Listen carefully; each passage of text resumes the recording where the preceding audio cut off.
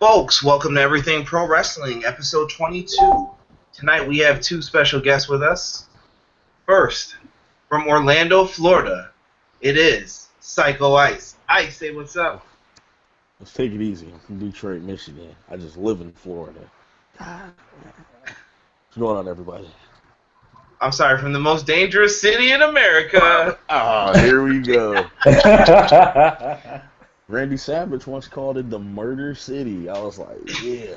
The Murder City. Are you serious? Yeah. Absolutely. And also, we have as a guest tonight, independent wrestler, Clinton. Clinton, say what's up to the people. Tell them something about you.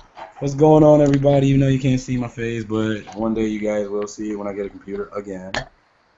We're on that ghetto, how can I put it, that ghetto, gotta barely have a check money for computers. I hear that. Folks, we're going to talk some wrestling. But first, I got to tell you some things that I need you to do. Tell people to go like the video. Subscribe to me on YouTube if you have a YouTube channel. And also tell everyone to join the Everything Pro Wrestling group on Facebook. Had some very interesting discussions on there today, which will probably be brought up in the video today. So just check out the group. And first we're going to talk about Extreme Rules. Overall, I thought it was a really good show. Very solid by WWE. Put on a good effort. We'll start with the kickoff show, gentlemen. Dudley Boys, they put over Big Cass. Helping him out with a little promo segment, and Big Cass basically embarrasses him like he's been doing every week. I think the Vince McMahon love obsession is there still, but as we saw on Monday, kind of lessened. Ice, what are you thinking right now for Big Cass and the Dudleys, what they're doing with this feud? I mean, if you're trying to build Enzo and Cass as a tag team, what better tag team to build them against than like the premier tag team in professional wrestling today? The Dudley Boys are pretty much like a new age Legion of Doom. So they've held titles all across the world, different companies, all this stuff.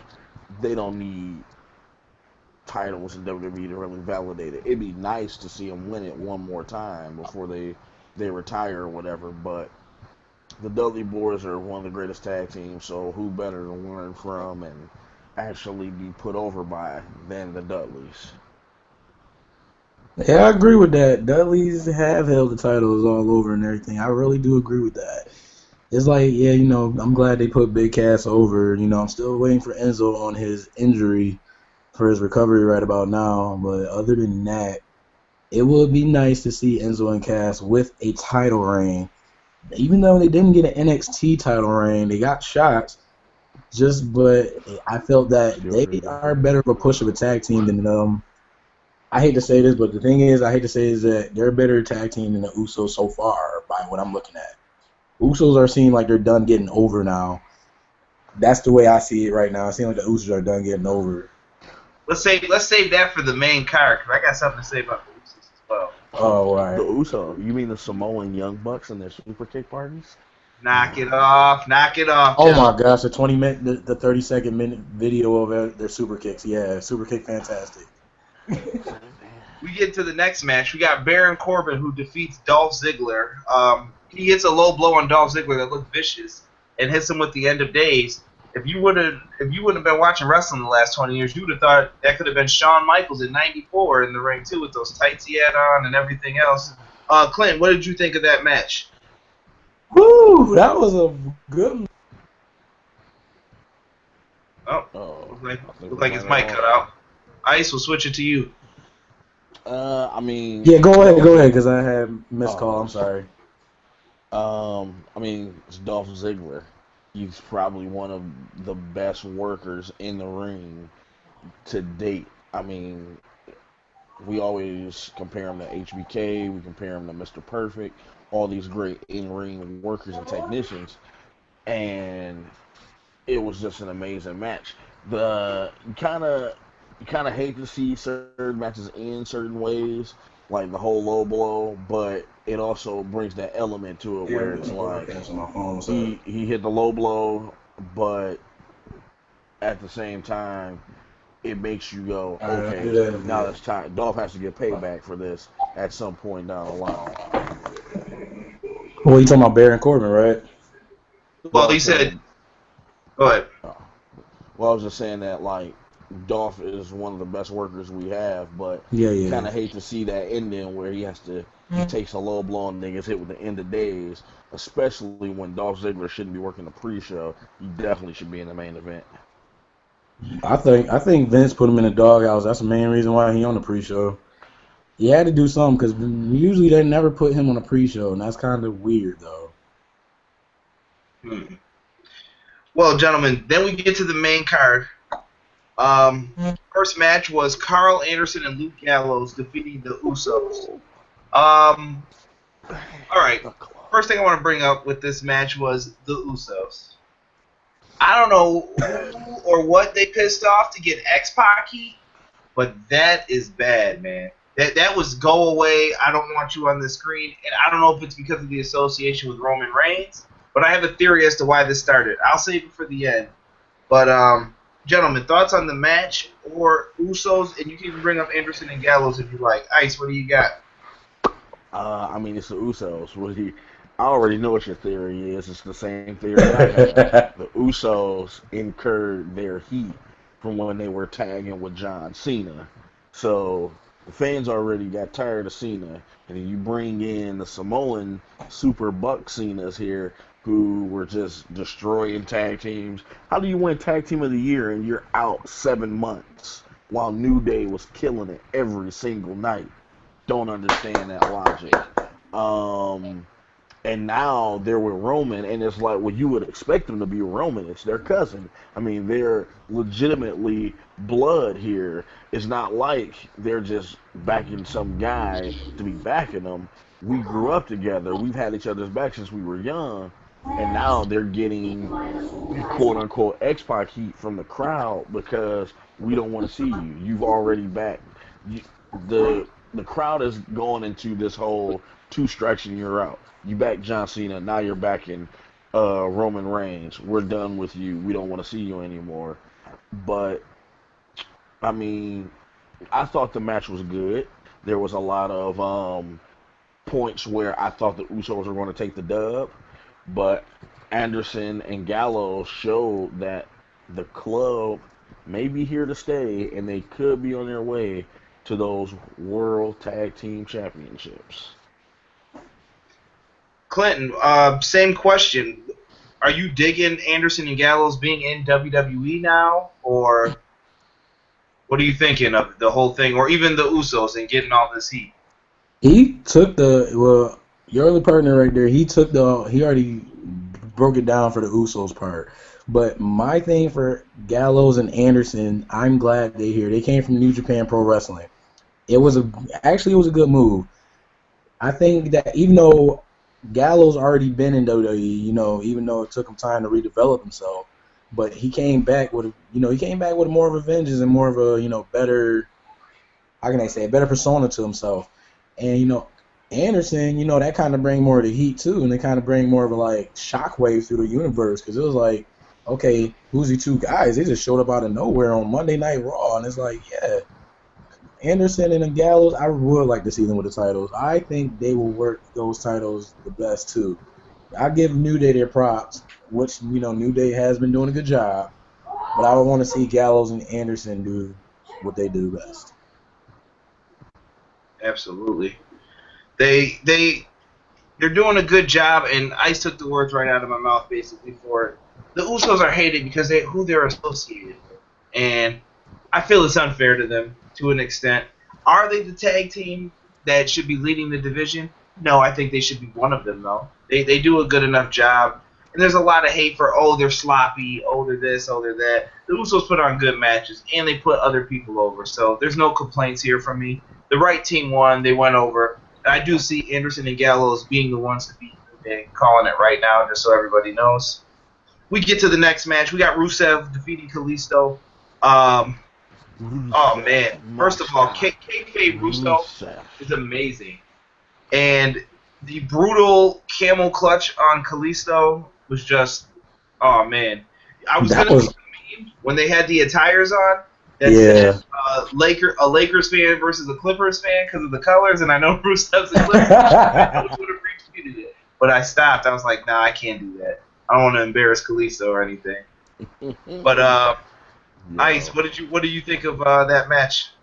That dude. was brutal. I thought he was gonna snap him in half. The way he looked like he hyperextended the hell out of him. I'm like, oh my gosh, like me, I just literally just walked away from the TV because I was like, I can't even finish watching this. I was like, this is a like roadkill. It was like it's like one of them flat trucks with the flat things flattening the road out. Basically, it's like that is Rusev and Kalisto just sitting there as a street. Like that's all I can say. I can't even really get into that match. I was just like, well, there's no point. I was like, I already knew he was gonna smash him to pieces. I don't know. I I have no words for that. Actually, I got this match wrong when I did my predictions last week. I definitely thought they were going to put Kalisto over, give him the Rey Mysterio push, and I Me know that's too. going to set. I know that's going to set your boy on fire right here. Go ahead, Ice. What do you got for us? Don't get me wrong. I won't go on my whole Rey Mysterio thing. I'll leave that alone this week. I did think Kalisto was going to get the dub on one of his sneaky roll-ups he's pulled off as he's been champion. But then I saw the Rusev, the Rusev of old. That's what I miss. I miss that ruthless, just dominating, just back-breaking Rusev. And when he slapped that accolade on him and pretty much curled Kalisto backwards, that was it. I was like, oh man. Now where I'm just hoping that we don't have him look dominant, take out Kalisto, and then next Monday night John Cena shows up to take back his U.S. title off Kalisto. I mean, off of Rusev, because I see it coming. Dun, dun, dun, dun. He puts people over all the time. Don't worry. Yeah, over his shoulders for an AA. Yeah, hopefully that doesn't happen. That's one of the things that I'm hoping. Next match we had was the New Day versus the Vaudevillains. Let me touch on this one first, gentlemen. I'm And gonna I let Ice. I'm gonna let him take the floor for this one. I'll wait. let me just say something. One thing real quick. The the near fall at the end with the Vaudevillains and the Whirling Dervish. I know I could hear your voice, Ice, yelling Whirling Dervish. Dude, I literally was like, I know they didn't put Xavier Woods in this match to eat the pinfall. They had my heart beating. I was like, 1, 2. I was like, they better not do this. And he kicked out. Good spot. Whoever booked this match, whoever the agent was, that was an excellent thought out spot. They had me jump out of the seats. Ice, what did you think of the tag match here with New Day? I mean, it was a good match. Gotch and Simon. Simon Gotch and God, what is his name? Aiden English? Yeah, there you go. English. It was on the tip of my tongue. I couldn't remember it. I almost called him Adrian Adonis. I was like, wait a minute, that is way old school. They're looking pretty good on the main roster. I do like that they brought them up as heels. I do like their whole I like their whole mean streak they're showing. It's working. I I kind of figured they weren't going to be the team to take the titles off of New Day because even though they're coming in as dominant heels and everything, it's still they still need that edge. It's got to be another serious. It's got to be a serious tag team such as the Club taking the belts off of New Day. Don't get me wrong though. When I saw Big E take that tumble outside the ring and Kofi get hit, I saw him set up for it, and it was like whirling dervish, and I just knew. I was like, damn, they put Xavier in here. He about to eat that L. Kicked out, and then Kofi with the Trouble in Paradise, and then Big E out of nowhere. So it was a great tag team match. Everybody looked pretty good. Of course, the numbers game came into play for New Day. So I mean, still, you're two-time world famous tag team champs, the New Day. I liked it. Clinton, did you have thoughts on this tag team match? That was actually an excellent match. Never would have thought the Vaudevillains would come through like that. New Day, yeah, the numbers game did play a factor. But also what I'm thinking about is that what if that was, I'm just bringing this as a pitch, what if that was Gallows and Anderson? What if that was them? okay, watch. Okay, even though we know we know that it'd be funny if that was them in that match, and then AJ helped them out. It would have been an even match. But back to that fact of that match is actually an excellent match. Very well progressive, real good technical skills and everything. Like you said, all villains need more time to get that spice and that edge and that electricity flowing through them to get to where they need to get. Other than that, overall, I gave that match an 8 out of 10.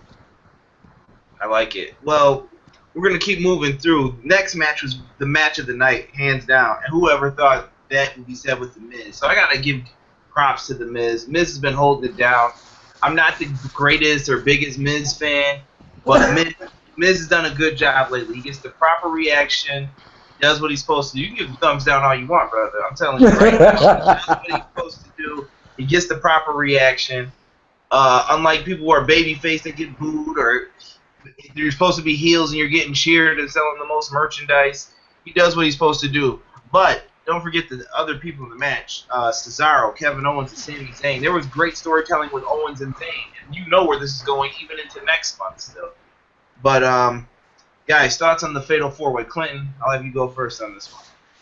The Fatal 4-Way, excellent match. Never would have thought they would have put on a great match, especially, but you got Kevin Owens and Sami Zayn with their, crazy beef, and then on top of that, it made that match even more great. And on top of that, you got Cesaro basically coming off of a shoulder injury, still, even though with a shoulder injury, still came out and showed out. Miz, on the other hand, I still didn't want him to be champion, but you know what? He's kind of carrying that title very well, which kind of proves the point that Miz is meant for champion.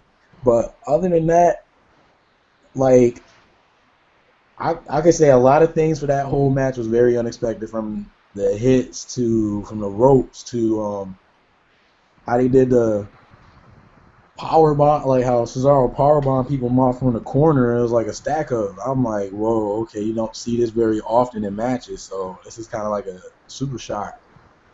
They had a lot of good close falls in that match.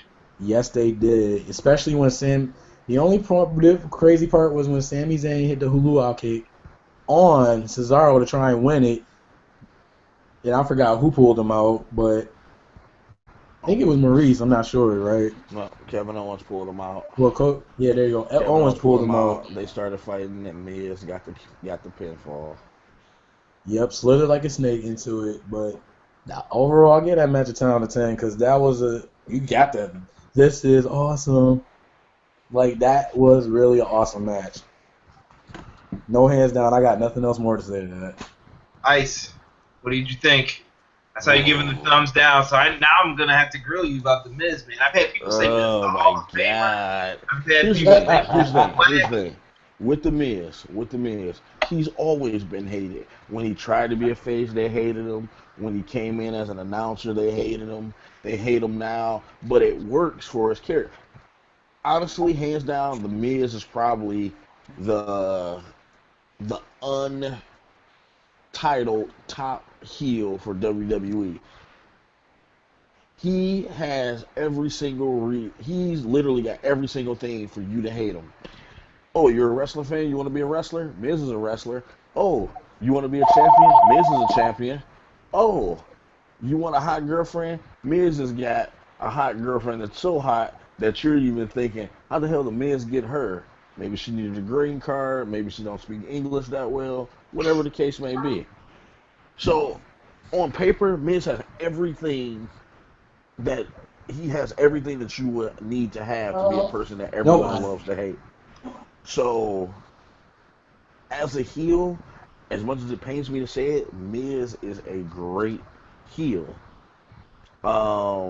Unfortunately, and I guess we lost Clinton there.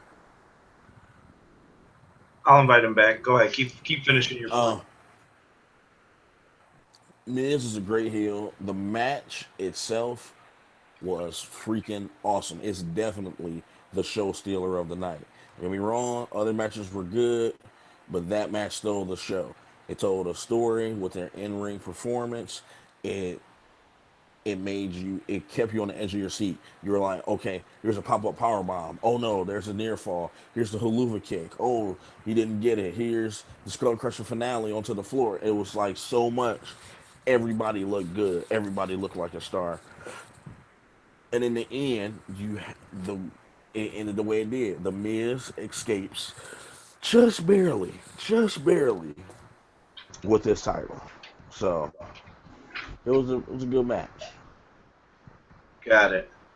Yeah, definitely a good four-way. Clinton, you back? Yeah, I just had a call that interrupted on my phone. This is why I said I need a computer. That's And fine, man. Just let yeah, us know, or just mute yourself. It doesn't matter. okay. So we get to the next match. Now this is gonna be one that people are about to hate me for. The Asylum match. Dean Ambrose defeats Chris Jericho.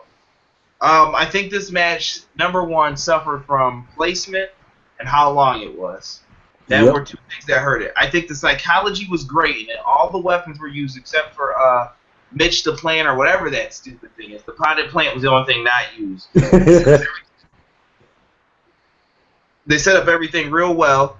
The here's the main thing from it that I took was I kept wondering, they had the stupid moppy or mop, whatever it was up there, and I said, what is that bucket doing? I'm like, who's gonna hit someone with a bucket? I was just like, yeah, whatever. I didn't think anything of it. This is the beauty of pro wrestling because they want you to be stupid and forget stuff. And then all of a sudden when he went inside the bucket, I'm like, oh, there's something in it. I'm like, what's he got, slop or something to dump on him that's nasty? Then when he pulled out the black bag, I said, oh God, I watched wrestling long enough that I know this ain't abyss. I know what time it is. When I saw him dump the thumbtacks out, I was waiting for unicorns or something to come out. Like New Day must have messed around with it or something stupid. But they had put the thumbtacks down. I said, oh, it's about to get real. Props to Jericho for taking that bump, too. Oh, that looked brutal. Ooh. Still, When the, still, still isn't as bad as the Randy Orton Cactus Jack from Bad Blood '04, but Oh yeah. it was brutal. yeah, it's PG now, man. You can't do I it like mean, that. that was still a hard. I mean, his elbow was like encrusted in thumbtacks, so it wasn't like he was just he only got like two or three stuck in him. That was when I saw it, I thought it was gonna be like they did it another time where they had the thumbtacks, but they never ended up using them. They poured them out. They never got used. I think it was a Randy Orton and John Cena match, Yep. and they like Orton poured out the thumbtacks, but they never got used, and it hurt. And I thought that was gonna happen. Like Dean Ambrose brings him out, the spot's not gonna happen, and then he goes for the code breaker, bam, dropped in the thumbtacks, and I was like, wow.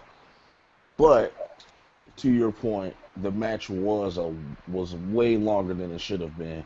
Um, I don't think the weapon should have been hung from up above the cage. I think they should have been intertwined into the cage so they were easily accessible or hanging from the bar like right there so you can just reach and grab it while you're still in the ring or you may need to step on the rope to climb all the way up the cage to grab a weapon then climb back down kinda was what's the word I'm looking for? TNA-esque, where you're I was doing thinking that, but Oh. well, because TNA is known for like doing the most ridiculous stuff, like the King of the Mountain match is the stupidest thing I've ever heard. I'm gonna take the belt and I'm gonna climb up a ladder and hang it up. I'm not gonna pull it down. Okay, so just it was just like it was a few things. I think the match could have been a little bit shorter, but they were trying to tell a story too. So in the I end, don't it knock them worked for out trying to pretty be good. different. Yeah, At it least was they real tried different, something. especially in the PG era to get a thumbtack spot. I Clinton, don't know. what did you think of this match? Was it a good match to you, or what did you think of it? Man, well, I'm gonna tell you like this. I was watching it with my grandmother. That's like here in the household with me right now. She jumped out of her spine when she seen Jericho got slammed. I don't know that that's a different reaction because I was like, oh, she jumped and I jumped because it kind of like took me off guard. But other than that, that match was okay, but it wasn't expected to hype like I thought it would have been. But they could have wrote this a little bit better. I would have said like something better than that like type of little match. I would have went way better. I would have did like no holds barred fall count anywhere type thing for them where they can go all over the arena, actually go outside the arena. It would have been like that. but We we know got the WWE is Luke not gonna Harper and go. Amber. We know WWE is not gonna go anywhere of old school like that.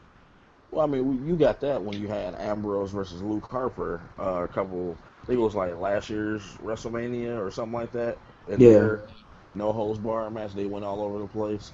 Um, like I said, the match. I like the idea of the match, but it could have been, like I said, the weapons should have been easily accessible inside the cage and not up above it. So true, I think true. if they do this match again and Ambrose is fighting somebody, I think that's the way they should set the weapons up, where they're attached to the cage and you can take them off the cage and use them.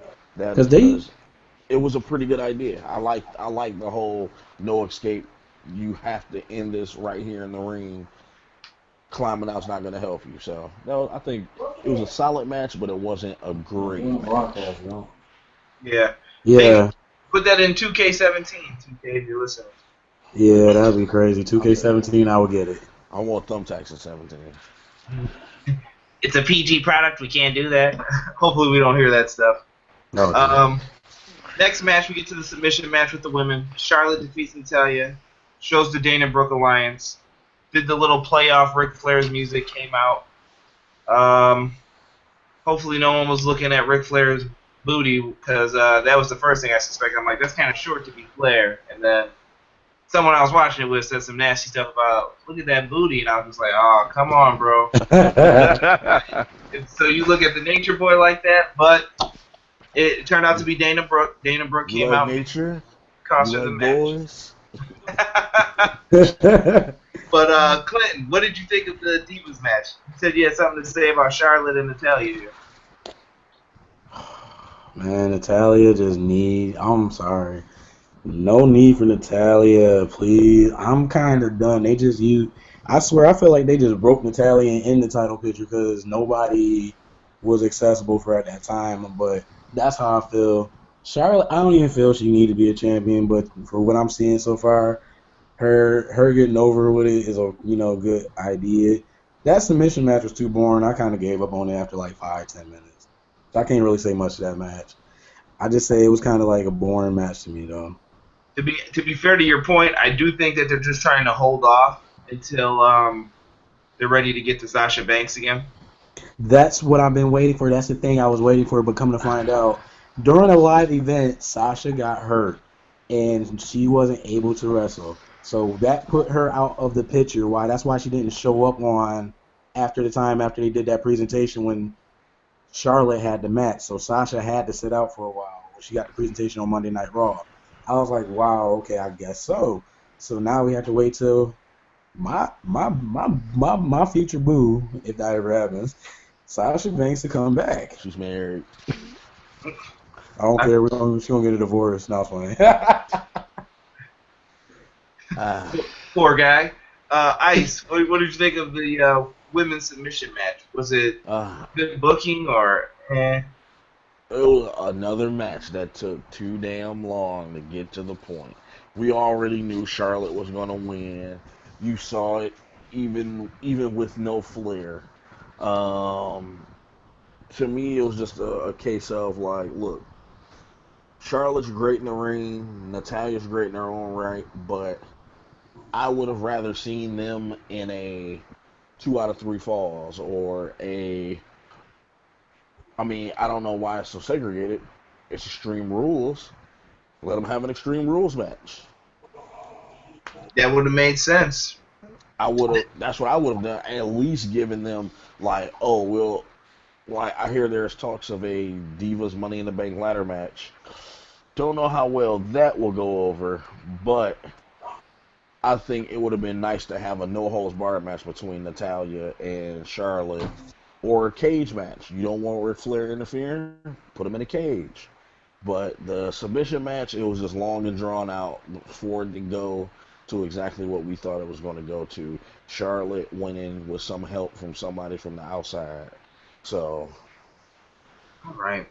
I agree. I think it's the weakest women's match we've seen this year on pay-per-view. That's no knock on it. I still thought it was okay, but just okay.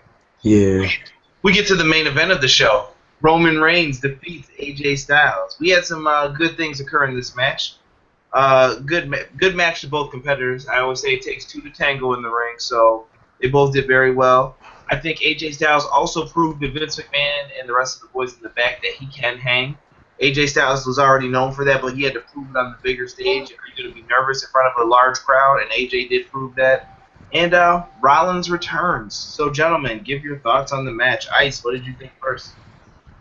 The match was great. Don't get me wrong, I'm not the biggest Roman Reigns fan. I really feel like he needs to let go of the whole Shield music, the Shield style of dress, and go into more.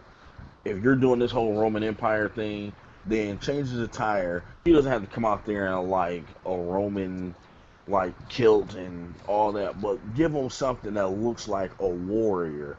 Like if you're gonna go with this whole Roman Empire whole thing for his gimmick or whatever. As far as the match goes, AJ Styles isn't called the phenomenal one for no reason.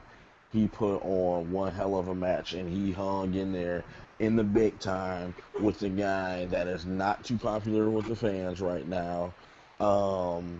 Roman actually showed me something because my biggest issue with him is I feel he's very one-dimensional. So he actually got in there and kind of gave me a little bit more when I watched this match. Um, Unfortunately, the fans didn't see it that way, and they chanted "You can't wrestle." He starts to wrestle. They chanted "You still suck." So it's kind of like Roman can't win for losing. I don't know what you need to do with Roman Reigns to either. I personally think he should be heel, and if the fans want something to boo about, I'm going to give you something to boo about. I'm going to beat AJ Styles. I'm going to beat Seth Rollins. I'm going to beat Dean Ambrose. I'm going to beat every single person you cheer, and I'm going to dominate them. And then you have plenty to boo about. So you want to boo? Here we go. Feed me Sami Zayn. Now I'm going to give you something to boo about. You want to boo? Feed me Cesaro. Now I'll give you something to boo about. Um, as far as the Seth Rollins thing coming back, it caught me totally off guard. I loved it. It was like the wrestling Jesus returned. He came Smart not back. to have the theme music play, too. Right, because if you would have had the theme music play, it would have been like, oh my God, it's Seth Rollins. But to have him just come out of nowhere, boom, pedigree, standing over Roman, holding up his title he never lost, was epic. Because technically, the last two world champions before Roman Reigns, well, before Triple H and Roman Reigns, Seth Rollins and Dean Ambrose, I mean, not Dean Ambrose, Seth Rollins and Daniel Bryan both had to relinquish their titles due to injury. And it's nice to see, we know the whole Daniel Bryan situation, but it's nice to see Seth Rollins back in the ring going for what he never lost. Facts. Clinton, thoughts on Roman, AJ, Rollins? Rollins, yes, good comeback. Loved it. I'm just gonna go with that first because I know I didn't like Rollins at first, and then it kind of grew on me, and I was like, all right, Rollins got skills, a Phoenix Splash, everything. So I was like, all right, kind of good idea to bring him back. Kind of a good idea. The whole AJ and Roman Reigns fight, man, I thought AJ was gonna take it because that's one of my top wrestlers that I actually look up to. That's the one I kind of idolize in my wrestling skills and everything, and my motives. AJ, I love him as a wrestler. Been watching him for the past year since he started. Excellent, phenomenal wrestler. Reigns, he's like my boy Ice said, yeah, he's right. He should change the music. Everybody's been asking about that. Change the music, change the attire.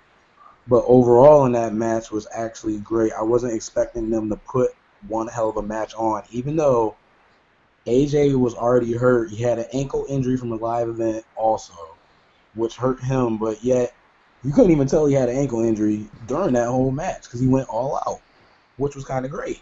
And also with Roman, something else somebody I think he said he had a wrist injury during the live event also from that when he did a Superman punch and kind of effed him up. Still, put on a hell of an event.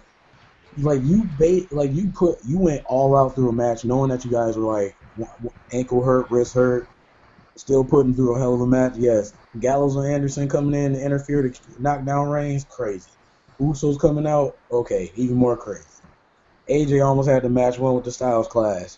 Boom, all right, Usos pull AJ out for to top it off, and it's like, oh well, damn, AJ could have had that match won, but we already knew Roman. Like I knew from the beginning Roman was gonna win that. Even though the match looked like I wanted to change my mind, but still knew Roman was gonna win that match.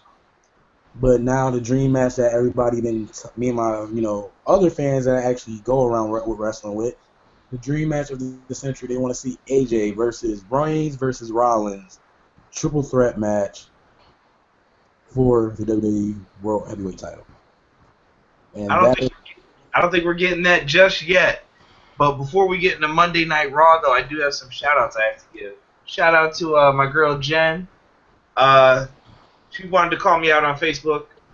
Playing much harder than the rest of them. Stop tagging me in posts, y'all. You know I don't like that. Come on the show and talk about it. We'll talk about it on here. I like to debate a little bit.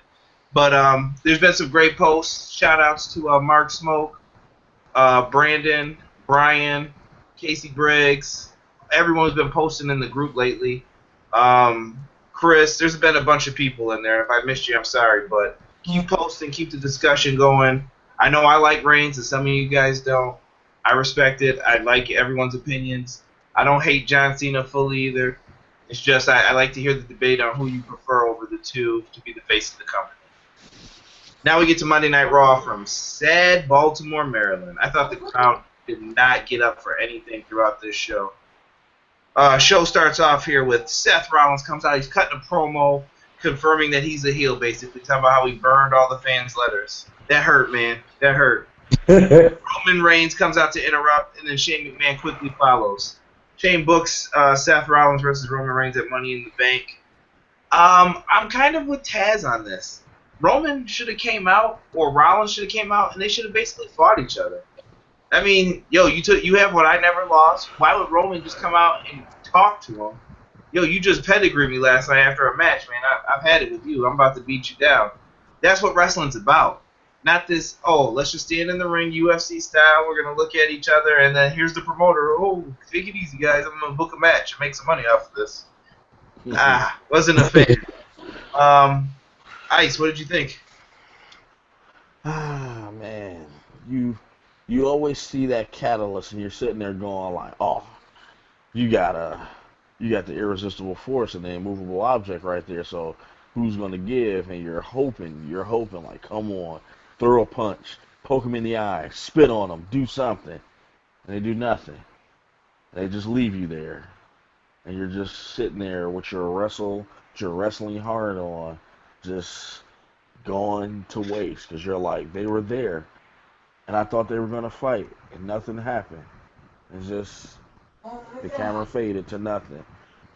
Rollins, there's like, I don't know if it was me. I just had to fight in this freaking Extreme Rules match. I done got beat with chairs, Styles clashes, thrown through shit, and then you're gonna come out here and pedigree me when I'm at my most vulnerable, and now I'm gonna come out here and talk to you. Yeah, we'll do some talking with my fist and my foot in your ass because there's no way. But it is what it is. I guess they're trying to build that hype and anticipation. It's kind of like back in the day where Rock and Austin would be in the ring and you would be like, oh, come on, they're in each other's faces. Stone Cold throw that first punch. Come on, Rock, slap his bald ass, and then nothing happens. And then my bad. It's like a couple weeks right before that pay-per-view kicks off. Then you get that big, crazy brawl. They're being broken up by referees. People are jumping over the top rope. Guys are flying through tables. It's all this craziness. So I think the closer we get to Money in the Bank is when we're going to see what really happens. Now, will Rollins regain his title, or will Roman continue his dominance in the Roman Empire? Only time will tell. Yes, sir. Clinton, do you have anything to add to that? That was actually, he protocols all the points I was going to take, too. So, really, all I could say is this: that yes, Rollins and Reigns should have fought. Shane should have just let. Shane should never have came out and he should just let that happen. Then come out and be like, whoa, whoa, whoa! Since you guys want to do this, we're gonna. He could have put them in a special match for that night. It would have been great. But then again, it's like, well, we already know Rollins gonna punk out anyhow, so I already figured Rollins would punk out like usual. So no point to it. Like you said, closer and closer we get to it, I better I'm hoping all money on the table that they just go at it like the last Monday before Money in the Bank. Oh, I think they definitely will. And you saw that weird interaction between Rollins and Stephanie, the distance stuff, which I think is going to play a factor later. I don't know when, but we can talk about that in another part. Oh, I was gonna say. Wait. You know what? How about we just double get it? turn? We get it done now. I want to hear Ice on this because I really want to hear that now. Because to be honest, I'm gonna say this real quick. Stephanie and Rollins, yeah, I got a feeling that I already had a feeling in my gut that something was gonna happen between them at that pay-per-view, and I got a feeling that it's something that Triple H might return to that pay-per-view, and something might get screwed over. You could go one or two ways though. Ice may tell you one way, but I'm telling you, there's always multiple ways you could go with it. There's multiple ways, but I might smell a double turn. I don't know. They come back. Throw it out there. Money. Forget it. Let's do it. All right, cool. We get the Money in the Bank. They're having their match. Now they're already showing a little distance between Steph and Seth. So now you're like, oh man, Seth's coming back like he's the man, like he never left. Stephanie's like, that's not how it's going down now, blah, blah, blah. Triple H returns. He comes down to interfere in the match. Bam, inadvertently hits Seth Rollins with the sledgehammer, costing them the match. Seth's down and out. He's out cold. Roman is standing in the ring looking at Seth. Triple H gets in. They're looking at each other like they're about to fight. And the hug. Roman Reigns has officially turned heel. He's gone with the guy that he just beat at WrestleMania a couple months ago, and now they're running roughshod over all your favorite superstars. And then you play that power balance game between Shane and Stephanie because you know it's coming back. The brand split is coming back. You see it coming. Unfortunately for us all, it's coming. So I'm telling you, if that's what I see possibly happening, Triple H cost Seth the match, embrace with Roman. Roman has gone over to the dark side. He's not a bad guy. He's not a good guy. He's the guy. Believe that. I don't know if I'm gonna leave it at that. I'm gonna let that dangle for right now. I'll keep my thoughts silent for another week or two.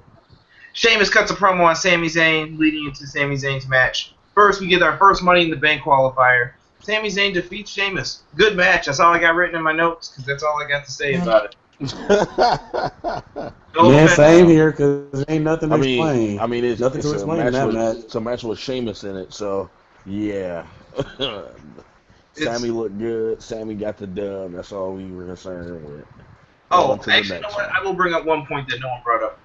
We're talking about Dolph Ziggler, and the last segment is going to be about Cody Rhodes. If you guys read the notes on the show. Yeah. Anybody who came around in that class between the 06, the guys who were around WWE in 2010, 2011, they should push Dolph Ziggler. They should push Wade Barrett, Sheamus, Cody Rhodes, Ted DiBiase. All those guys have been around for 10 years now. And I'm starting to think that they see the writing on the wall that Vince don't care about you anymore because he's got new toys to play with. He's got Seth Rollins. He's got Samoa Joe. He's got Finn Balor. I think they let Cena and those guys take the spotlight up a little bit. You could have pushed them. You could have did more with them. I 100% agree with that. But I'm starting to see that the future may not be so bright for some of them unless they plan on hanging in there and being those upper mid-card guys that put people over. I don't know. Soon it'll just be Zack Ryder and Blake and Murphy on the main roster. Ugh. Oh, dang, no. I know you did not just say Zack Ryder. Well, he's been up there, but Blake Murphy, oh, God. Oh, no. I like Blake and Murphy. Yeah, they good. I don't know. They should do something with them. They don't seem like they NXT how can I say, they don't seem like they NXT no more. They seem like they need main roster. Yeah, but they never beat anybody. They're like 12-37 is their real record. So at least from what I see, and all their wins were when they were champions, and 2 of them came before, and they haven't won since. No offense to Blake and Murphy, I like them. Shout outs to Murphy follows us on Twitter. Shout out to America Alpha. Absolutely. Oh, don't get. I would rather talk NXT. I got to stick to Raw here though. Yeah, we hit NXT up on the next show. That'd be a good one. Apollo Crews is interviewed and attacked by Sheamus. Very cool here. I like that Sheamus was mad that he lost. He's like, I'm tired of hearing about this new era. He beats down Apollo Crews. Apollo Crews has been missing for a few weeks, and Apollo Crews is someone who I felt maybe they shouldn't have brought him up because he's lost in the shuffle. They don't know what to do with him. He should have stayed on NXT. He could have been a player down there. That's just my thoughts. You guys got anything for Apollo Crews? I say that Apollo Crews didn't need an early push this yet. You're right. He's still working some. To be honest, I think he's still working some NXT matches. But right now, it wouldn't have been a good time. Shane thought, they thought it would be a good idea. Hey, let's just debut him and see what happens. He got somewhat good reaction. Not nothing bad, but I think it was okay. It was an okay reaction for him. But I think he still need more development for his, his character, his gimmick, his, stage presence. He still need a lot more work on that. It's like it seemed like you just put him in a pool full of sharks and he beats a couple sharks and yet still them sharks are still squirming around him. Now he's scared to know what to do. Like, damn, I'm up here with John Cena, Roman Reigns, Seth Rollins. I'm up here with these, heavy hitters. Dang, what to do? That's all I'm saying. He just needs more development, though. He needs more development. Ice, what you got on the Cruise? I wouldn't put him in the same category as like the heavy hitters that WWE tries to promote. Right now, he's trying to make his mark on the main roster.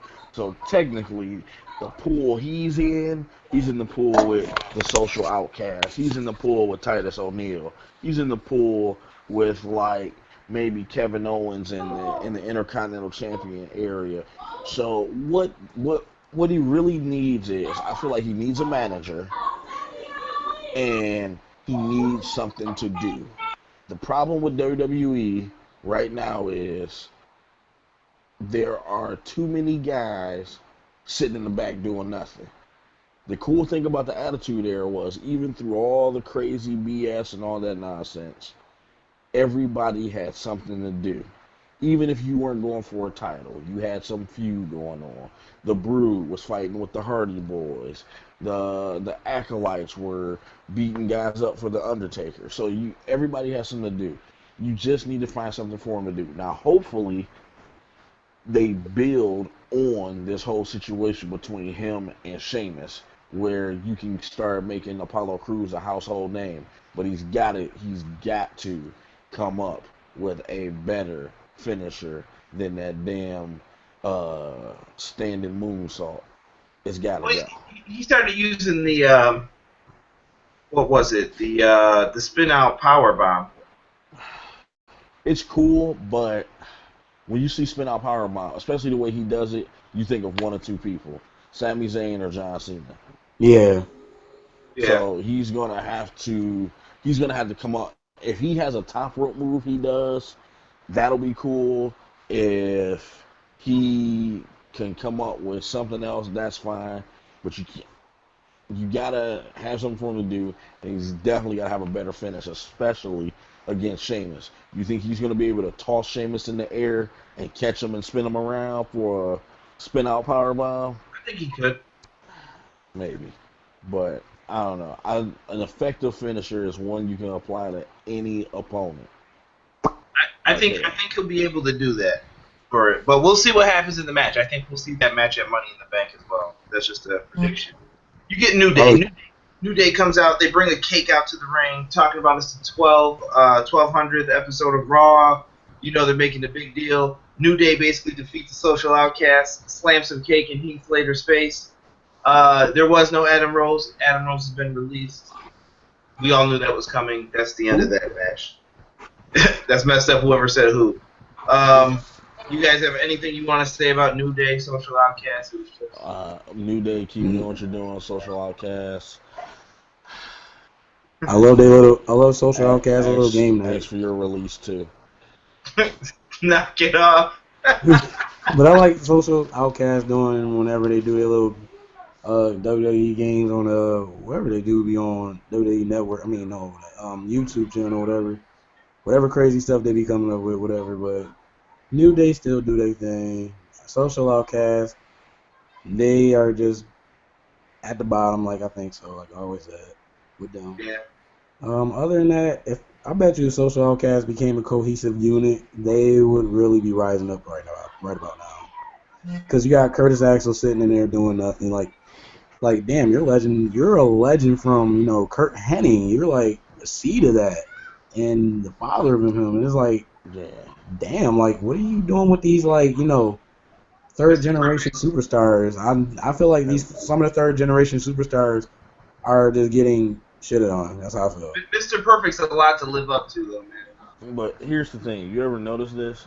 All the guys who are second and third generation superstars, and their dad was like this great superstar that people remember. The son isn't that good, but then if their dad was a pretty decent wrestler, the son's amazing. I.e., look at The Rock. Soul Man Rocky Johnson was one of him and Tony Ellis were the first African American tag team to win the World Tag Team titles. Great accomplishment in history. But Soulman Rocky Johnson really was like, all right, he's a pretty decent wrestler, cool, whatever. And then The Rock's grandfather was great Chief Peter Maivia, who was a great Samoan wrestler. But then out of that lineage, you got The Rock, who was like freaking awesome. But then you got like Curtis Axel. His dad was Mr. Perfect, and his grandfather was Blackjack McGillicuddy. And he's done nothing to live up to that name. They put him with Paul Heyman. That didn't work. They put him in the Nexus. That didn't work. They put him in the tag team with Ryback. That didn't work.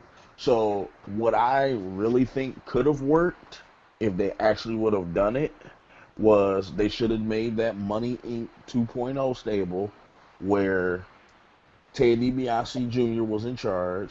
You had Michael McGillicuddy, Cody Rhodes, and you're talking about the Fortunate Sons. The Fortunate Sons gimmick, that would have worked. That would have helped them out a lot because it would have given them something that like their dads have done before to build off of and actually work. It would have worked perfectly on SmackDown where there aren't a lot of big names and you could have created these stars. Now, unfortunately, Michael McGillicuddy, Bo Dallas, which is hilarious because Bo Dallas's brother is Bray Wyatt, and Bray Wyatt kills it every time he comes out. And then I personally think Bo should be in the Wyatt family, but I don't know how he would fit in. But you just have these guys, and it's such a waste to see them because you know they're talented. I think Bo doesn't need to fit in the Wyatt family. He's only in there because his brother's in there. Maybe he made a promise to take care of him, and then he's just a goofball in the group, like the comedic relief sometimes, because they're always serious. So, if Bo says something stupid, they're all looking at him like, "What are you talking about?" I like comedic relief teams and stuff like that. Gentlemen, let's blow through this card here real quick. All right, go for it. The Miz in a Money in the Bank qualifier. Cesaro puts on an excellent match. That's it. Cesaro moves on. I like the move. I'm happy for it. What do you guys think, real quick? I think that was a good match. Cesaro started off with uppercuts. How can I say uppercut century of the year? I'm like, it was a good match. Cesaro put it on good well. But that one uppercut that kind of got me was when he really hit Miz in the jaw, because I seen it. Like Miz was holding his jaw for a good hot second. I was like, Miz takes some potatoes. I don't know if they're by accident or on purpose. I mean, he did get his teeth knocked out by AJ. I know, especially, but that uppercut had me in like, well, damn. I was like, what if that was me? I might be wearing a mouth guard while I wrestled in the case, just that case. That's why Kurt Angle does it, and Nakamura. Exactly. No more NXT references. I'm sorry. But it was.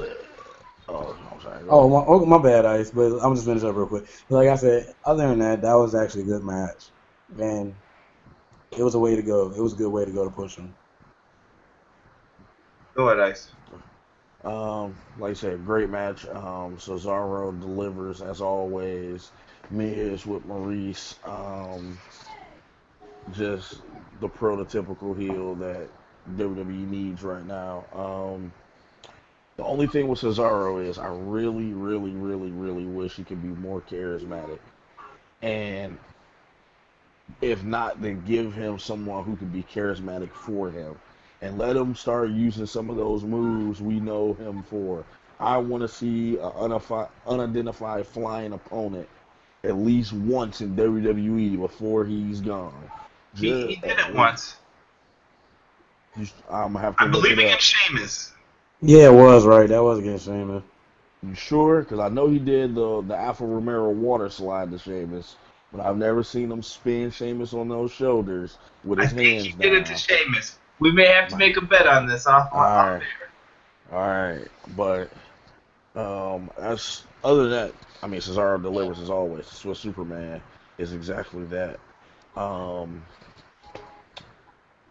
I don't know what other qualifiers there. I know Dean Oh, we Ambrose had had to. next match is Jericho defeats Apollo Crews. Solid match, and it's good to see Jericho put in there to have a veteran in the ring who was going to control the Money in the Bank match, and what better person than the creator of the match to say, okay, guys, this is how we're going to lay this out. This is why we're doing what we're doing. And I like that he sold the thumbtacks in the back by having his back all taped up and stuff, basically. He had Band-Aids or bandages all over it, so I like that. Yeah, that was a good match. I really didn't expect that, but it kind of helped put Apollo Crews in a little bit. How can I say? He kind of make Apollo Crews show a little bit more than what he got in that match. Right, well, that's the build for Sheamus. Now he's got a reason to want to beat Sheamus. That you cost me my Money in the Bank qualifier. You hated on me. So Yeah, I like it. yeah. So like you putting him in the vet, you putting two vets in there with a rookie. So yeah, I think to be honest, Apollo needs this match with Sheamus. It will probably make him think twice to like, you know what? I'm coming up with something new. I'm coming up with something great. Because if I end up having to face Sheamus at Money in the Bank, I'm doing this different. And that's what I want to see from Apollo Crews. I think Sheamus putting that edge on him by attacking him, I think that really is going to spike it a little bit. Like I said, that'd be a character development in the making right there. We But got no, go ahead. I'm done. That's all right. okay. We got Bob Backlund, Darren Young promo.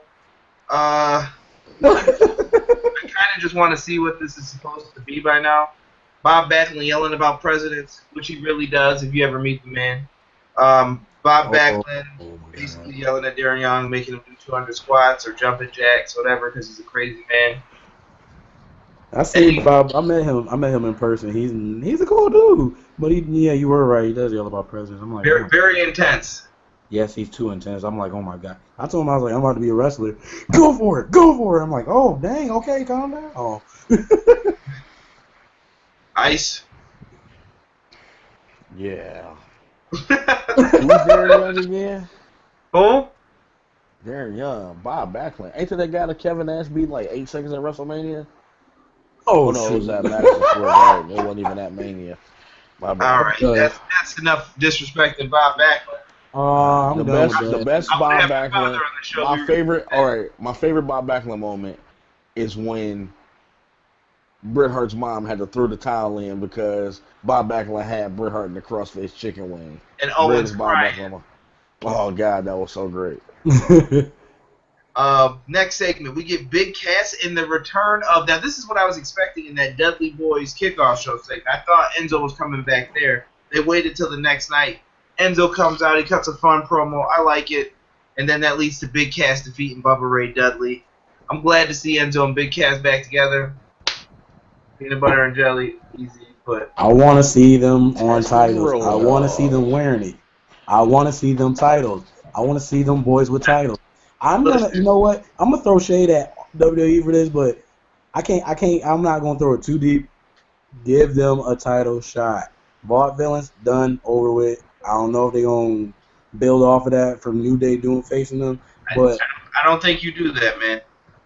You gotta. I think you let the slow build to them winning the belts is what's best for them in the long term. Yeah. Yeah, you're right. And you can't have them take them off New Day.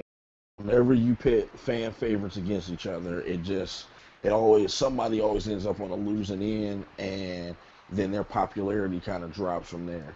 So I'm gonna tell you a true story real quick, wrestling fans. Me and Ice usually sometimes can chill on PlayStation and we watch the NXT events and stuff together whenever they happen. You don't know how many times we've been watching Enzo and Big Cass for the tag titles on NXT, and we both just all you hear is they're going for Air Enzo, and you just hear no. Because anytime they go for Air Enzo, they lose the match. Whenever the titles are on the line, and you see Big Cass hit the East River Crossing, and then tag Enzo while he's all limp and dying on the corner, you know Big Cass is about to get knocked out the ring, Enzo's about to get fed to the wolves. And it happens every single time. They get you every time. It hurts, man. But like Payback with them on Payback, that was kind of an unexpected twist though to that match. And we weren't. Everybody said they weren't expecting that for that on Payback when how he got injured that early. Because everybody was like, well, damn, like you never expected to catch a concussion. Like, man, I think tonight around 8:30, I'm gonna get me one of those concussions. It's it didn't look bad. Like when they slowed it down, it didn't look as bad. But then you had to think like they slowed it down. Like he whipped off a cable rope, and like even if he didn't hit his head on anything, just that jarring whipping motion can give you a concussion. So hopefully he gets the medical clearance soon, and we can see Enzo and Cass build their steady rise to I would hope they world didn't tag put team him on titles. TV without being cleared. Yeah. That's what they used to do back in the day. Oh, you're hurt? Don't worry, we'll just put you on TV and you'll just talk. Cool. Nowadays, oh, you're hurt? Well, we'll just put you on the shelf until people forget about you, and we'll make you a surprise entrant in the Rumble.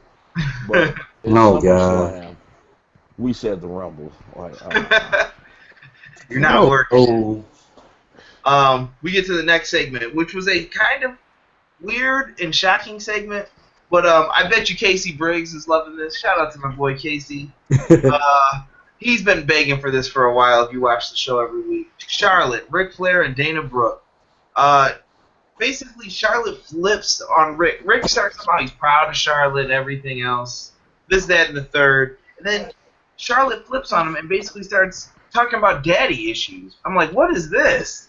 Like, oh, you weren't there for me when I was crying, whatever. Ric Flair cries like he won his 13th world title. And or like when Shawn Michaels kicked him in the face and he had to retire. I don't want to talk about that. I'm not going to assault legendary Rick like that. Now. You get disrespectful. No, I can't talk about that match. I was in tears for that one. Don't do that. I enjoyed it. His old ass. Oh, Yeller, they love that dog. But Charlotte cuts him down, and Dana Brooke agrees. They basically kicked Ric Flair to the curb. Did this make sense to you guys? Basically, to be honest, he was acting like Austin Powers, like how Austin Powers came over that song. My daddy wasn't there, and that's like, wait, what? Okay, you know what? I'm done. Like, I'm sorry, I had to use that. I had to use that reference, but seriously though, it could make no sense. I don't know. I can't really explain on my part. Well, it just made no sense. It really made no sense. Well, look, here's what you do. She's kicked Rick to the curb. Rick's dejected. His daughters disowned him and all this other stuff. Now, what do?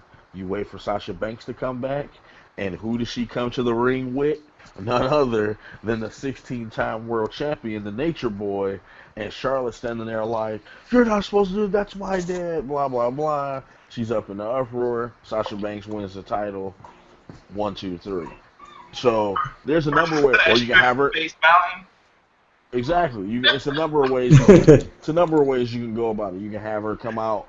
You can have Rick come out with Becky Lynch. You can have him come out with Sasha Banks. There's a number of ways they can go about it, and we'll see. Like, to see how it goes, we'll just see how it plays out. Because I think it will be nothing but poetic justice for Ric Flair to cost Charlotte the title that he helped her keep so many times. Yes. Yeah, I agree. We get to the next match. Dean Ambrose defeats Dolph Ziggler, and what was it? They always have a good match, these two, against each other.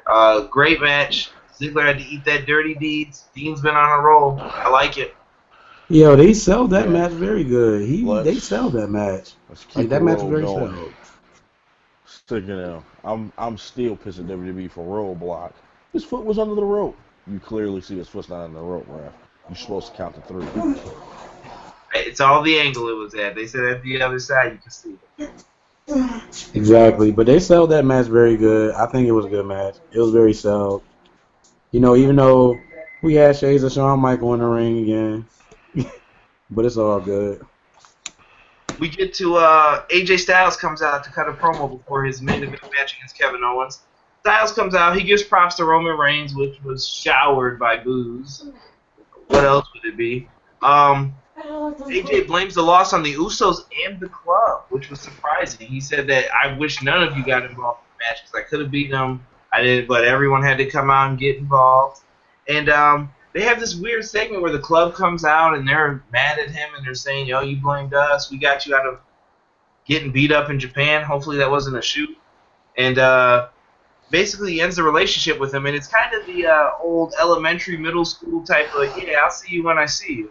Yeah, you know something. You know payback's coming, but you don't know when it's coming. So I think that was a bad move on AJ, to be honest. Like, you guys been together since New Japan Wrestling. It's like, come on, man. But I think something like, because I seen this before. It seemed like they did that before, and it's like, oh, yeah, we beat him up. Next thing you know, oh, we helping him out again. Oh, yeah, we're back together type thing. That's what I'm looking at what it might be. But you know what? AJ want to do this on his own. He want to be a big boy in the player. He want to be a big boy in the game, you know, instead of getting the help like that. I respect that. I kind of respect his craft for that because, Yeah. to be honest, he never had really, like, I know he been in TNA Fortune 4. He been in that group, but, like, mostly AJ was always solo, though, that I remember. Here's what I see. And that could be my backwards way of thinking. It could be the fact that I actually think wrestling as a booker and not as a writer. Yeah, okay. We'll see you when we see you. And when we see you, we'll be helping you, and you'll want our help, and you'll accept it because AJ Styles is eventually going to go heel.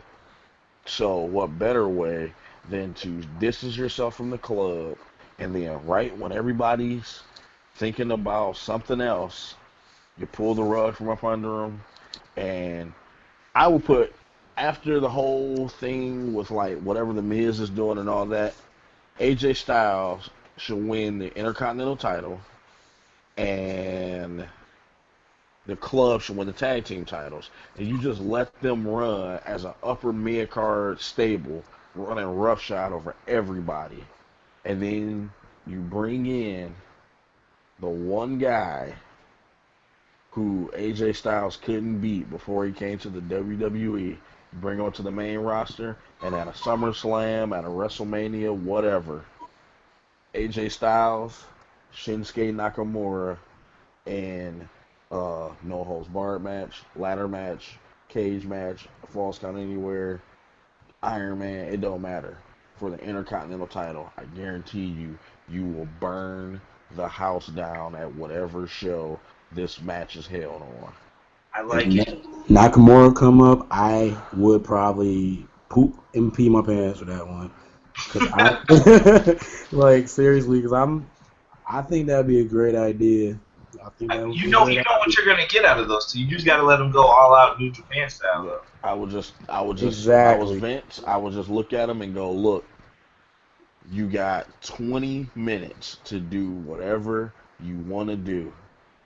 Go for it. And just let them have at it. Because you're going to get a classic out of these two. And folks, last match was Kevin Owens defeats AJ Styles. Brutal spot, getting powerbombed on the steel steps. Basically, everything they went through is the thoughts on the show. Owens wins with the pop-up powerbomb. That's how we end the show. Good to see Kevin Owens getting the proper respect. I didn't think AJ was winning, especially after he went through a brutal match with Reigns already. they sold it very well how they ended the show. I hate 3-hour Raws, by the way. Go back to 2 hours. Oh God. WWE, Oh, please. oh, they're doing 2-hour condensed Raws on Sci-Fi soon. It's already started, actually. Oh, there you go. There Yeah, you but I go. don't know if I want to watch it on Fridays, whatever day it is. And that's why you watch it on Hulu. That could be another option soon. Um, so that was the end of Raw, folks. Hopefully you liked it. I thought it was an okay episode. Not anything bad. If I did do thumbs up, thumbs down, give the thumbs up. Thumbs up. Thumbs up. It was pretty decent. It was Better decent. than a lot of Raws. Guys, last segment of the night. I know we don't have a lot of time. We kept you over already for an hour and 11 minutes. Cody Rhodes thoughts. I'm going to just bring up some stuff real quick, guys. We're going to go through it. We learned on Twitter that Cody Rhodes has requested his release on his personal page. And then we found out why he wanted his release after. It's posted on the Everything Pro Wrestling Group Facebook page. And you guys can go there, read the whole story for yourselves. I copied it off of his Twitter page. And his story reminds me a lot of CM Punk's. It's very sad. I'll give my thoughts on it first, I guess, real quick. I will be the first to say that I always didn't believe in young Cody Rhodes. I thought that Ted DiBiase would be the bigger star of the group. They put him with Bob Holly, and yeah, that's not the way to go in any way to start your career. But he learned some stuff from Bob and even did some things correctly with him. He basically copied some of his moves, picked up stuff from his moveset, learned a lot from Bob Holly. He was a good mentor to him. But Cody goes through all these different phases, and I never thought he could be a main event guy. But then he slowly started winning me over with matches with DX at SummerSlam, WrestleMania 26, Triple Threat, minus him coming out in the new tights. That is still weird to me, man. Very weird that he came out like that. But he put on a good match. Dashing Cody Rhodes was amazing. Stardust, everything he's touched has turned to gold, basically. Like, he's very good at what he does. Everything he did was very well done. Ice, what are your thoughts on Cody Rhodes, real quick? Man, it's sad to see such a great talent who could take anything and create amazingness with it.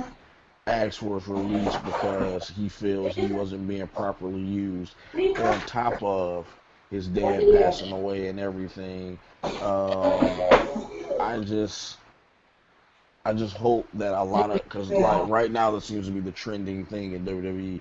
A lot of these guys are asking for their release because WWE is not doing anything with them, and it's like, man, you got this mass exodus out of WWE. Even though they're still bringing in a lot of guys, there are a lot of guys who are going out who are like household names in the wrestling community. So hopefully we get to see Cody Rhodes again in the WWE ring. Hopefully he'll be holding up that WWE World Heavyweight Championship one day because he definitely deserves it. I definitely thought he should have got a world title run as the whole disfigured Cody Rhodes. So hopefully we see we see the Stardust Kid one more time. Yeah, Cody had such tremendous potential. It's just sad to think about this too. I have a question I didn't write down that I want to ask you guys at the end too about Cody. Something different.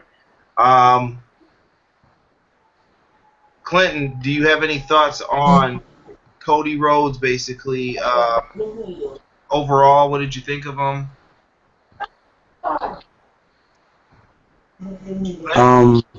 Yeah, to be honest, I think, with Cody, he did a good job being wrestling. He was actually one of the good wrestlers that I never thought would have touched. Like you said, everything he did, he touched, made him go. Cody is always going to remember to go down as one of the best wrestlers ever. Regardless of anything, Cody lived up to that hype of being one of the best, to my far knowledge. And it's also, good main event. Well, actually, good WrestleMania event that he had with Big Show for that Intercontinental title. Actually, it was a great match. Never thought that would actually come out good. That was actually great. Cody is one of the best so far that I like, but Ted, Ted DiBiase, little junior. I think he's junior, but wish he could have did more in the upcoming of the season of himself. But he looked on to further things. But all I can say is good journey with you, Cody. All your matches are still written down in history of the WWE books, written in history on WWE Network. I wish the best for him, even though his wife Eden is still in there, hanging in there, working. But I say, hats off to him. Cody, you're the best. You did the best. Yeah, held the Intercontinental title for a long time. You held of the tag team title with your brother, which made it real great. There's nothing more to say to that. Just say hats off to him. I have one suggestion I want you both to think about when I finish my last few points before we end the show, gentlemen. Cody Rhodes, in his tweets when he sent them out for his reasons, said he's not done wrestling. Where does Cody Rhodes fit in best? I just want a one-word answer. You don't have to say nothing else. Because I was trying to think about this and I couldn't come up with anything. So I'm going to say my piece and I'm going to come to you two for that answer. So think about it for a second. Where does Cody Rhodes fit in best outside of WWE? Now, my suggestions for WWE's creative, real quick. WWE, from hearing all these stories from other people, I'm not saying you're horrible. You've been a lot better at things, but you could still be a lot better at booking logical storylines. Stop the 50-50 booking with, oh, he wins this week, the other guy wins next week, and all that stuff. Nobody wants to see that. Stop with the scripted promos. They're bad. Nobody wants to see scripted promos. It's God, no. Scripted easy. Promos are the worst. It's too much. You can't have that. And I also suggest a smaller creative team. Why have a big creative team with all these Hollywood writers when all your secrets get let out? Have a team of 3 to 5 people you trust. It could be 2 actual people who wrestled, 2 people who are writers, and Vince McMahon and Pat Patterson. All sit in a room, and then they go over the creative ideas. You don't need 35 people in trying to create something, trying to stick their hands in it, because everyone's got an agenda, trying to push this, that. You say, Vince, who do you want pushed? I'll make it happen. What do you want to have happen here? I'll make it happen. That's how it should be. That's exactly. Just. And then my favorite matches from Cody Rhodes are moments. I have at number 3, match versus Stephen Amell from SummerSlam. I know it was a tag match, but that was just showing that Cody Rhodes could be a big star. He can handle main event talents and Hollywood actors. 2, Cody Rhodes is always going to be my man for bringing back the white strap old school Intercontinental title because no one liked that ugly other one that was using the Attitude Era. No offense to anybody who held it. It wasn't the worst, but it wasn't the greatest. Take it easy. The Oval Intercontinental title was a staple, sir. All right. Yeah, a staple. Because nobody was trying to see that thing. And Cody Rhodes and Goldust with Dusty Rhodes defeat the Shield at Battleground. I was there live. You've heard me speak on this match. I've never had. That's the best live match I've ever seen happen. When you see Dusty pull off the belt, start whipping it out against Dean Ambrose like he's about to whip him old country boy style or something. I don't know what it was. Hit him with the belt buckle. You got Goldust saving his pops from Roman Reigns, who's gonna make Dusty make him look strong. And you don't put that down. Have Dusty make him look strong. This belt staple. Damn it. Seth Rollins rolls up Cody Rhodes. And you think it's over 1-2. Cody kicks out at the last second. Their jobs are on the line. Cody catches him in the crossroads. He screams, and Seth Rollins sells that bad boy like it's no one else's job. Finish flops. Cody hooks the leg 1, 2, 3. I just remember being in the arena. We were going nuts for that match. I don't even know what happened. Like, we were just going crazy for it. And you hear Dusty's theme play. Everyone's crying. People all come out on the stage clapping for him. I thought it was very well done, that match. Gentlemen, the question I asked before we end the show. Where does Cody Rhodes fit best outside of WWE? I'll call last. Ring of Honor. Okay. Clinton. I was just about to say that same thing, Ring of Honor. All right. I mean, some people say Japan. Some people say go to TNA with Ryback, who put that tweet out too. Yeah. But, folks, this is the sad part. This is the end of the show. Like I said, once again, please make sure you like the video. I will have some stuff in there so that you can follow Clinton on Twitter, Instagram, Snapchat. He's got it all. It's all in the description box below. And folks, if you could, please leave a like on the video. Check out our Facebook group page. Join the discussion. There's lots of Roman Reigns hate, Cena hate. You're getting it all in there. You got a whole bunch of different bunch of wrestling fans. But the one thing I will say is there is passion in the group. I love passion, and that's why I have people on the show. If you want to be a guest, send me a message, and I'll have you on. Clinton sent me a message during the weekend. We got him on the show. Yeah, so anybody out there, please, if you follow me on Twitter, please hype me up to get me into Empire State Wrestling. This is where I want to be. Who knows? Conrad might be my ring manager just to be being crazy. Who knows? I don't know. So many surprises can happen. But follow me on Twitter. Make that push, guys. I want you guys to help me to help you become something. To be honest, I would help back to communities. This is how I'm gonna feel. If I ever got big, I'm giving back to any community that helped me. But other than that, Conrad, you can just end the show. Other than that, like you said, follow me in the description link. Just keep me posted. I do post funny Snapchats when I'm bored, but other than that, just follow me, guys. Ice, you got any shout outs you want to give before you leave out? 2K, stop messing up my games. Give you some information. Other than that, follow the page. You can follow me on Twitter.